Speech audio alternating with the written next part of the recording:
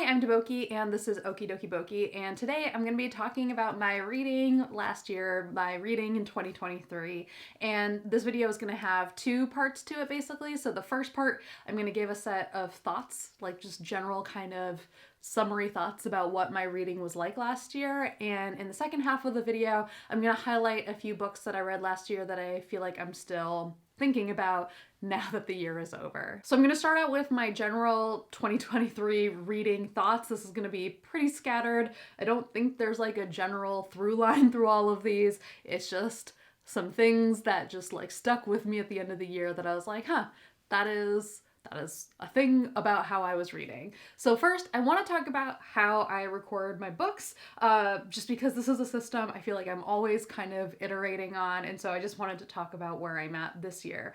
I've talked a little bit about this in the past. I don't use Goodreads or Storygraph. I started out not using Goodreads just because I hate the interface. I think it's really clunky. I don't really like it, but you know, it was the option at the time. And then obviously now we have other options that are great, like Storygraph. I know a lot of people love it. But I just kind of reached a point where once I stopped using Goodreads, I realized like I just don't really like using like such a public kind of book recording system. I just end up feeling super obligated to keep it updated all the time. And also, like, the other thing is when you're using other people's systems, you're kind of really locked into how they track books, which obviously people have put, like, you know, at Storygraph, it seems like they've put a lot of thought into it, but I like the flexibility of kind of having my own like spreadsheet that I can use to track books in the way that makes sense for me at a given time. So in the past, I moved things over to Airtable, which is sort of just like a fancy spreadsheet documenting kind of system. In the past year though, I decided to experiment with using Notion, which is similar to Airtable. It's a little bit different, but it gives me a little bit of what I like about Airtable, like a spreadsheet system mixed in with kind of like a Google Doc system where I can write out more thoughts. So I experimented with Notion a little bit, and now I'm experimenting with Obsidian, which is, I don't know, I'm just throwing like note-taking softwares out there right now. So like for a lot of you, that might not mean anything, and for those of you for whom like this does mean something, you might have like an obvious answer to what you think is the best one to use. I do like trying out new like note-taking systems, and I've kind of been moving a lot of my work notes over to Obsidian just because I really like having things that are stored locally as opposed to things that are stored on a cloud, because especially if I'm working while I travel, I want to be able to access my files. I also really like being able to kind of easily back up my files myself, so that's why I've been moving a lot of things over to Obsidian in general, like a lot of my research notes for work, a lot of just my overall project tracking. I've moved it over to Obsidian,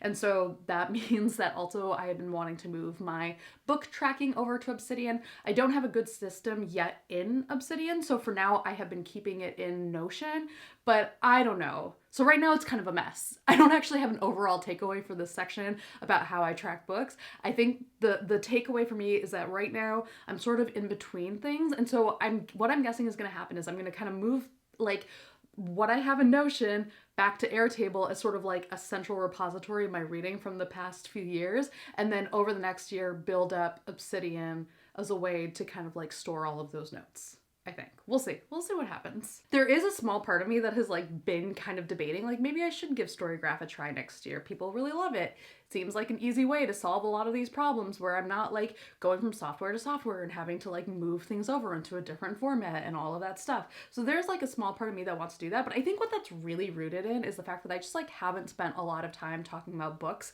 in public this year. Like I haven't really like spent a lot of time writing or discussing books like on YouTube or like anywhere else, and I miss it. Like I miss having that relationship to my reading and having that relationship to a community, and so I think Storygraph seems like an obvious like way to deal with that.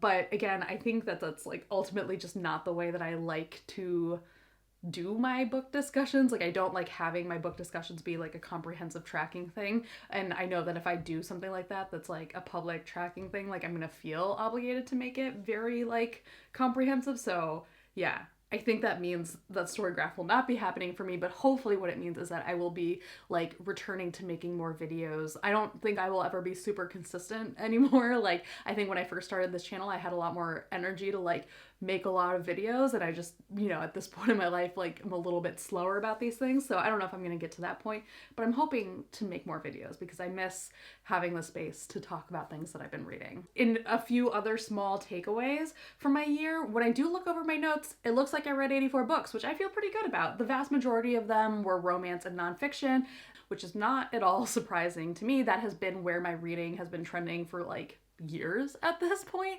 and every single year I reach a point where I'm like, I gotta read something else. And I do have a handful of books in other genres. Especially, I also decided to judge one round of the BookTube Fiction Prize, which was a lot of fun and like was a really good challenge for me. But yeah, overall, I still think that that is just where my brain goes. Like, either I'm reading stuff for work, for nonfiction book club, or last year I was doing the BookTube Prize and nonfiction judging. So a lot of my reading ends up being nonfiction. Or like once I'm done with the nonfiction books, I want to return to romance. Like, I think there's sort of a cycle where I read something that's like super long and dense and nonfiction-y, then like I kind of want to deal with that by like going then to the romance, which is like more comforting, has familiar beats, like all that kind of stuff. So I think there's a cycle there. Another weird note from my year, which is not surprising like in the grand scheme of things, but it was surprising for me in my reading. This was the year The Hunger Games made a huge resurgence in my reading, and it is for the very, very, very obvious reason, which is, you know, the movie The Ballad of Songbirds and Snakes that came out, and that got me back into the books. I read the Hunger Games trilogy when they came out. I loved them. They were great. You know, I enjoyed them like a lot of people. They're bleak. They're really interesting at times. And as a reality TV person, there's a lot of things from reality TV world that like obviously are clearly like a part of the inspiration for the series. So it was really kind of, I don't know, dark, but interesting to see what she was doing with those ideas. But when The Ballad of Songbirds and Snakes originally came out, the book, I had zero interest in it. I had kind of gotten everything that I had needed out of the original trilogy. I was good. Like, I wasn't curious about Snow at all. I didn't really feel like I needed his origin story. And so when I heard about the movie, I was also like not that excited. I was like, okay, it's not for me. It's a prequel movie. It's based on a book that I like didn't read. I don't, like, again, I still don't need that prequel. But then I saw the trailer, and I don't know what it was, but the trailer was like, immediately I saw it and was like, I have to see this movie. I don't know what it is. I think part of it maybe is Rachel Zegler, like, just is so charismatic in the movie, and there's something that came through in the trailer that I was like, huh, I'm intrigued. Like, just whatever it was, I saw that trailer and was like, well, I'm gonna go read the Wikipedia entry for the book now. So I completely spoiled myself, and I decided to wait to watch the movie before I read the book because I kind of feel like, you know how everyone says like the movie is better than the books about like any adaptation, and like usually yes, it's true. Very true. But like I also kind of resent that, or I resent like going into a movie adaptation knowing that I'm going to be comparing it to the book that it's based on, when obviously the fact that it's a movie means that it cannot do everything that the book is based on. So a lot of times with adaptations, I like to see the adaptation first and then read the original after, because it feels like you get to see what someone was doing with that world and then like actually build out the original world after and still like enjoy it without constantly comparing with the adaptation as you're watching that. So yeah, I decided to wait on reading the book, and I'm glad I did that. I enjoyed the movie, but one of the things that felt pretty clear from the movie, and then also from a lot of the commentary around it, is that, yeah, the book is better, and the book is better in part because you're getting so much more of Snow's perspective, which you like inherently cannot get in the movie. Like you need that narration to get just how messy and like kind of deranged he's getting by the end of the book. Like you need his voice for that in a way that you just can't really do in the movie unless you're gonna have like a really overbearing narration throughout it. And so yeah, like that was definitely something that I experienced, and it was interesting reading the book after that and getting to fill that out more. Like I'm glad I did it this way. This whole thing has also gotten me to like go back and revisit The Hunger Games. So I've been listening to The Hunger Games audiobook and it's been a really good listen. It's narrated by Tatiana Maisley, and I've just been really enjoying that. It is a very interesting audiobook to run to because obviously it is very intense at times, but it is just like also very well done, like the narration. So I would recommend that if you're like thinking about revisiting the series. And this actually ties into like the one last thing I want to talk about from this year, which is that I think this is the year I really fully embraced audiobooks as a way to reread books that I've enjoyed. And so like, yeah, I just talked about how I did that with The Hunger Games, but I also did that this year with The Last Binding trilogy by Freya Marsk, which is a queer historical trilogy. And so I had already read the first two books in that, and the third book was coming out this year. So I decided to kind of reread the first two books just through audiobook instead of through the actual books, like the ebooks or the physical books. And I've done this in the past. Like, this isn't new to me. I've done it especially with romance authors that I love, like KJ Charles. And so yeah, I think this has just been the year where I've done it more, and I'm really, really glad. And I would highly encourage this for anyone who has wanted to get into audiobooks but has a hard time with them, especially if the problem that you have with them is like not being able to easily focus on the narration, or like you kind of like drop in and out with your focus. So like the thing that's really good about doing this with a book that you're rereading is that usually you know what's going on. So if you do lose focus for a little bit, it's easy to get back in because you know what's going on. You haven't really necessarily missed a whole lot, unless obviously it's a book that you haven't reread in a while and you forgot a lot of the plot. So yeah, it's great for that, just as a way to kind of get into audiobooks overall. And then also as a reread, I love it because it gives you this new way to experience the text, you know, through someone's performance, where they might be bringing out stuff that you might have missed the first time. Like, there have been times where I feel like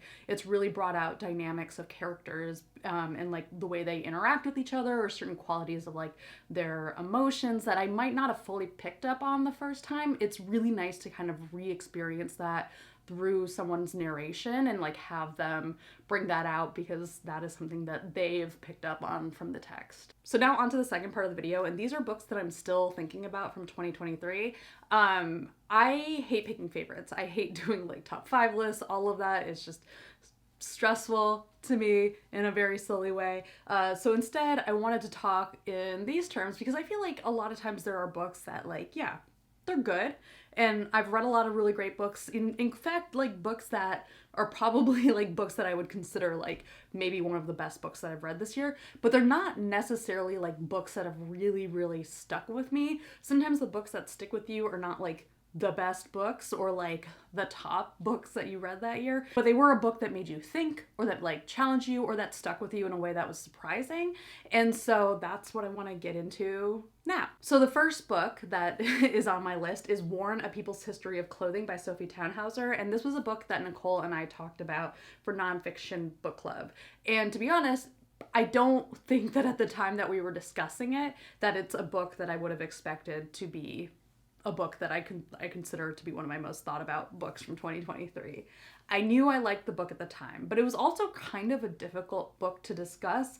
But it's also been a book that's just like come up like throughout the year in my mind as like something that actually really changed the way that I kind of understand the things around me. Warren basically focuses on specific fibers that, you know, are part of the literal fabric of our lives, like the actual fabrics that make up our clothes. And it explains more about the history of the fabric, the science behind it, like what makes it useful, what kind of things it's been turned into, and how it's impacted the people who make it. Like all of these things. And it creates this really, really vast scope to explain like what fabric is, like, and why it's so important to us, like beyond the fact that it's just like our clothes, like, and even that is like really reducing, because obviously clothes are important. They are a part of our daily lives. And so there's this fundamental importance of fabric, but I think what this book does a really good job of is like branching out from that importance to further explore what the implications are for like how our clothes are made and like what they mean for the way that our world functions. And I think that's part of what made it kind of difficult to discuss in Nonfiction Book Club, because this is a book where there is like just so much being talked about,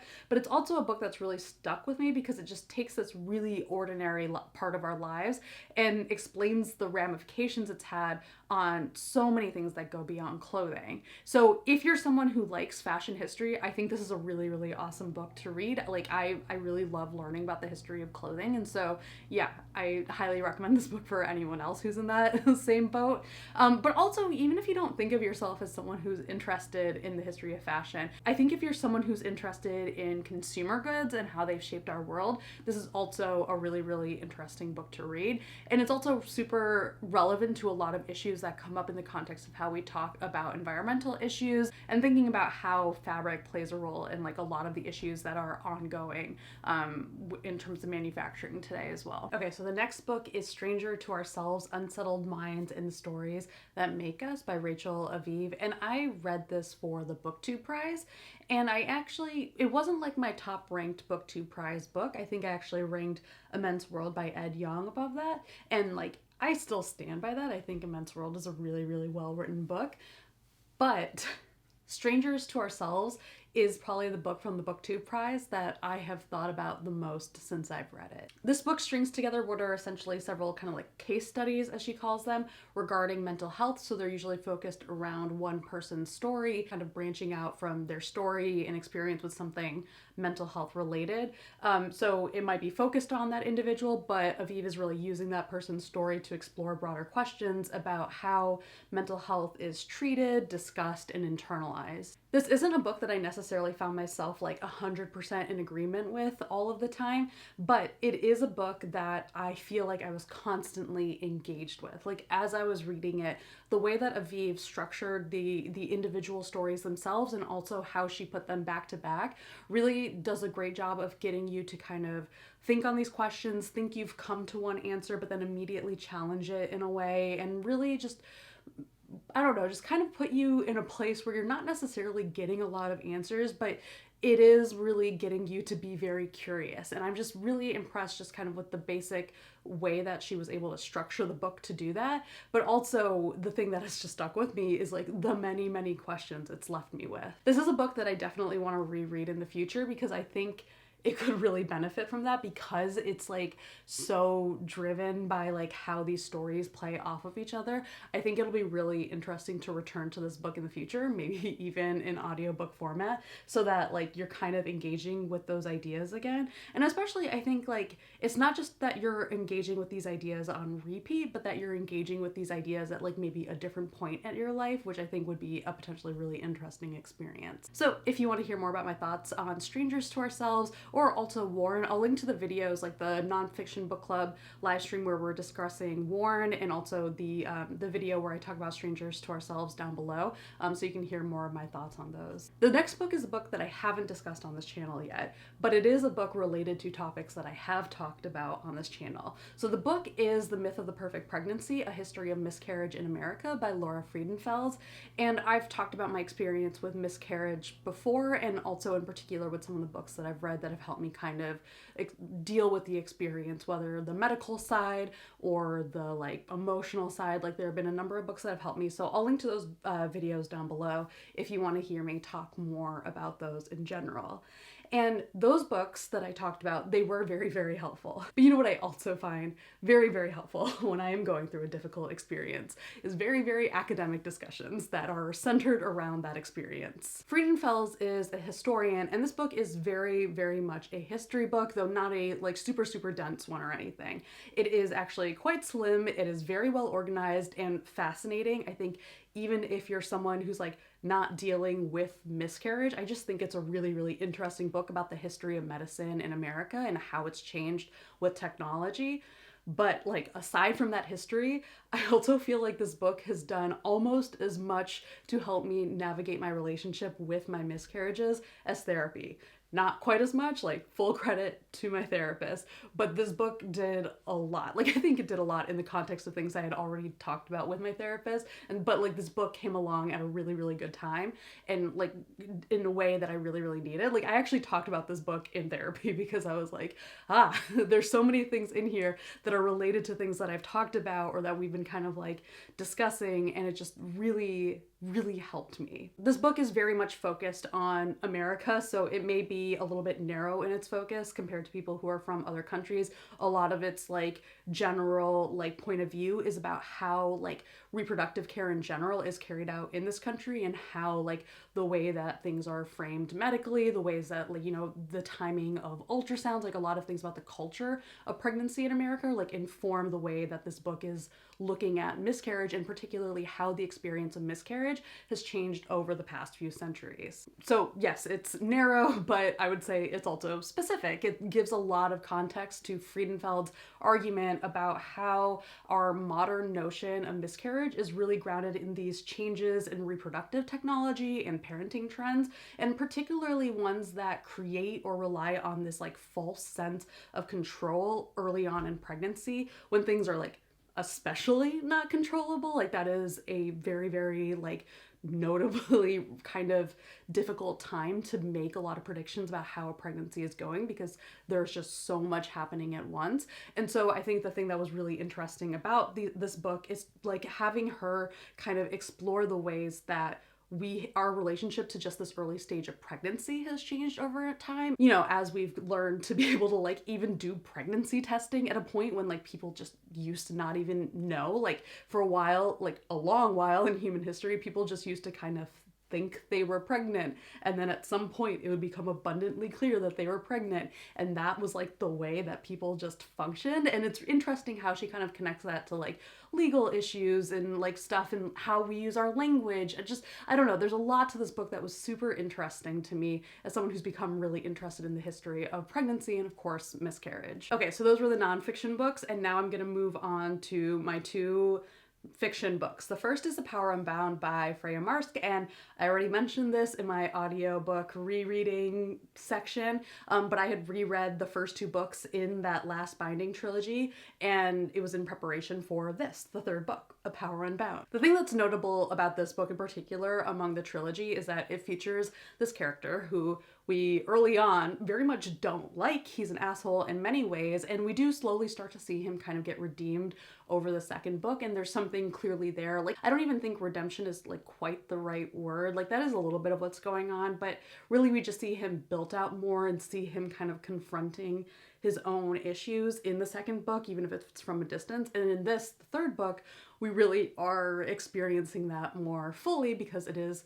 his book along with his own romance. I talked about this book in a little bit more detail in a previous video, so again, I'll link to it down below if you want to hear my full thoughts. I will say, I didn't love every aspect of this book. There were some choices kind of made later on where things just got a little bit confusing. I'm still not entirely sure like what happened, but at the same time, I also very much like loved the series and I loved this book. Like the fact that I don't fully understand what happened is like barely registering to me as a thing that is like maybe something that should be addressed in the writing, because I'm kind of like, I don't know, do I need to know everything? I don't care. I just really wanted these characters to have this really, really lovely romance, and they did. Like, I watched these two prickly characters who we've watched in other books be very, very prickly, kind of soften their prickles a little bit, which is maybe not the right way to phrase it when you're talking about a romance novel that's pretty smutty, but like the point is just like, they fall in love, and the book does a great job of not just like fleshing out these two characters, but also like really bringing together this found family that's built over the course of these books, and like showing the way all of their relationships have changed them and changed their relationships, like not just romantic, like familial, like friends, former lovers, like all of these things. It's really done a lot to get all of these characters to develop. So I just recommend this trilogy for anyone who is looking for a historical romance trilogy that's also very, very queer. Every single pairing in this series is a queer pairing. So I just love this series so much overall. As to why it stuck with me, it's not just the fact that I love this series, because I've loved plenty of series, right? Like, it happens. Sometimes you just read a series that comes at the right time, whatever. But I think like one of the things for this series is like this core emotional aspect of this book just reminded me so much of like what I love about romance novels. And I think like that just kind of gets to this bigger thing where like I have been so unmotivated to talk about books in the past year, in part because I have felt uninspired by a lot of the romances that I've read in the past year. It's not that they're bad. I don't think the genre is like in danger or anything. Like I could make up something about like how as the genre gets more popular, like the books are getting worse. I don't think it's that. I think it's me. Like, I think I am just worse at finding books that I want to read than I used to be. And so there's something just inherently satisfying about having found a series that I really, really, really loved and having that just exist for me and having a series that I'm excited to tell other people about because I want other people to get to love these characters the way that I did. So that's just like, I don't know, the meta thing there that is like a part of why I just think about this series so much this year. It's just the fact that I loved it is a part of what I love about it. And like in general, like I said, it is so easy as someone who has been reading romance for a long time, not to be a hipster about it, I feel like I was talking about romance at a time when like BookTube was not really as into romance. Like I'm really happy for the genre to be doing really, really well right now, even if it's with books that like personally like I don't really find myself clicking with that much. Like I am happy for the genre to be doing well, and especially like I am really happy that there seems to be so much more space for queer characters to be like dominating romance right now. Like I think that's really, really exciting. I think it's a function and part of how popular the genre has gotten. So all of that is really exciting as a reader. So I think it's just really on me to be a little bit less low effort about how I go about finding books, or like even maybe a little bit less judgmental. Like this was a series that I wrote off initially because of the cover of the first book, A Marvelous Life, which is one of those covers that really doesn't give you a good sense of what the book is. It definitely doesn't tell you that it's a romance. And I don't mean any of this to get into an argument about cover design, romance book cover designs. I have my personal preferences, which are a little bit more old school. I don't super love like illustrated designs overall, but I think the problem for this book cover in particular is really just that it like doesn't really convey very well that it's even a romance novel cover. So yeah, I initially wrote this book off and I pretty much just picked it up because I think it was like a holiday and I was like, well, I want something to read. I'll give this a shot. It keeps showing up. I'll give it a chance. And so yeah, I think that's like partly, yes, about good cover design, but it's also about me and like giving books a chance and just going for things even if I initially write them off. Because yeah, if I had never read that first book, I wouldn't have found this series that I really, really love. So my last book for today is a book that I actually haven't really talked about on this channel at all. I think I may have quickly mentioned it in a library check-in video, but this is The Mimicking of Known Successes by Melka Older. This is a sapphic romance / mystery about an investigator named Masa, who is on the trail of a man who's gone missing on this colony in Jupiter, where people are living after Earth's whole like Earthness. The ecosystem of Earth has collapsed. So people are living out there now, and also on Jupiter, on this colony, is Masa's ex, Plady, who is also our main POV character. She's a researcher, and Masa ends up bringing her into this investigation, which takes them through like the various efforts that people have been undergoing to actually deal with this problem of Earth's ecosystem. Like, how do we reconstruct these ecosystems is kind of like this fundamental scientific question that is driving a lot of these researchers, which was super interesting. It's so interesting. And this book was a total delight. I can't really talk entirely about all of the things that it's made me think about without spoiling everything that happens, so I won't.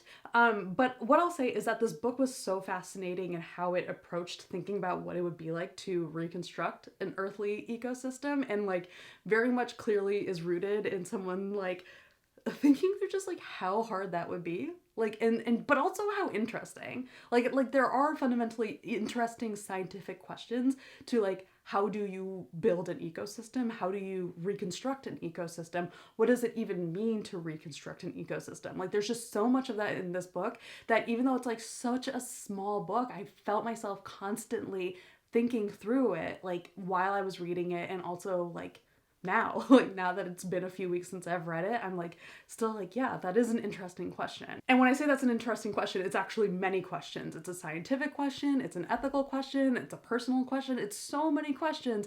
And it's also wrapped up in this case in this whole like investigation that Masa is carrying out. And also, simultaneously, these exes who are working together and navigating their feelings for each other and all of that. So I have been wanting to read more sci-fi in general and have not necessarily been great at that goal, but I do feel good about the fact that I was able to kind of close out the year with a book that kind of helped me do that. It kind of helped me get a little bit out of my genre comfort zone, and like in a way that was like, yes, this is why I should be doing this. So yeah, I'm really glad I decided to read that book because I definitely will still be thinking about it for a bit. So yeah, those are the books that I've been thinking about from last year, and also some of the little bits of highlights or things I've been thinking about just in general about my reading from last year.